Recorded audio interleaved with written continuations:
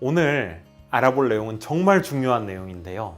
전체 임플란트를 식립한 다음에 당일에 전체 보철물까지 장착해드렸을 경우 필수적인 주의사항입니다.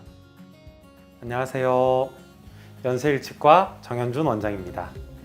위턱에는 최소 6개 이상의 임플란트가 식립이 되어야, 그리고 아래턱에는 최소 4개 이상의 임플란트가 식립이 되어야 전체 임플란트를 할 수 있다고 말씀드렸습니다. 만일 전체 임플란트를 한 다음에 임플란트가 뼈에 들어갈 때 나사기 때문에 강력한 고정을 얻을 수 있는 상황이 있고, 그렇지 않고 뼈가 굉장히 무르고 실제로는 임플란트가 뼈 속에서 놀고 있는, 즉 전혀 고정이 안 되는 경우가 있을 수 있습니다.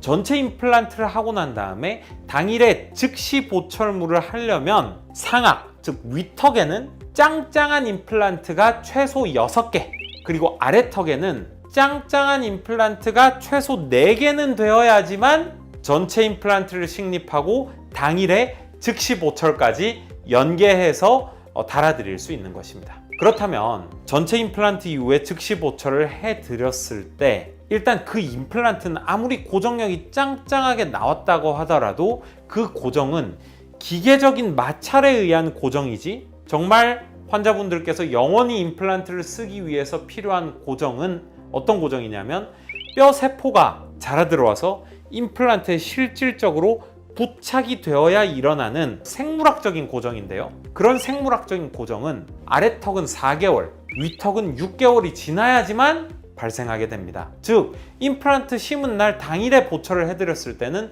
생물학적 고정은 전혀 없고 물리적, 기계적인 마찰에 의한 고정력만 가지고 보철물을 넣어드린, 어떻게 보면 굉장히 불안정한 상황이라는 의미입니다.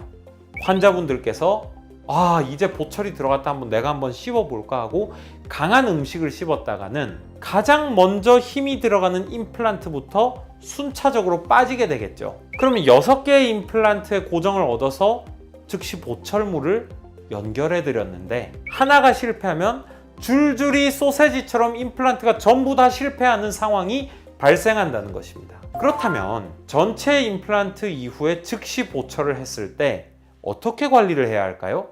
첫째는 임플란트에 고정이 되어서 짱짱한 것처럼 느껴지시겠지만 실제 식사는 유동식만 하셔야 되겠습니다. 바꿔 말하면 죽만 드셔야 합니다. 갑자기 전체 임플란트하고 고정식 보철물을 넣었는데 죽만 먹어야 된다고 하고 놀라실 수도 있는데요. 언제까지 죽만 먹냐? 최소 2개월 동안은 죽만 먹으셔야 됩니다. 그 이후에 2개월에서 4개월까지는 아주 부드러운 음식을 드실 수 있습니다. 그럼 부드러운 음식이란 과연 무엇인가? 진밥, 그러니까 무른 밥을 의미하는 거죠. 그리고 계란 후라이, 그리고 가벼운 국수, 두부, 스팸 같은 햄까지는 식사하실 수 있습니다. 그러면 과연 그 단단한 음식의 기준이 무엇이냐고요? 단단한 음식의 기준은 단무지, 깍두기, 김치입니다. 김치는 섬유질 음식이기 때문에 김치를 맛깔나게 씹으려면 질겅질겅 씹어야 됩니다. 마치 소가 여물을 갈아버리는 것처럼 질겅질겅 씹어야 한다는 거죠. 그것은 단단한 음식에 속합니다.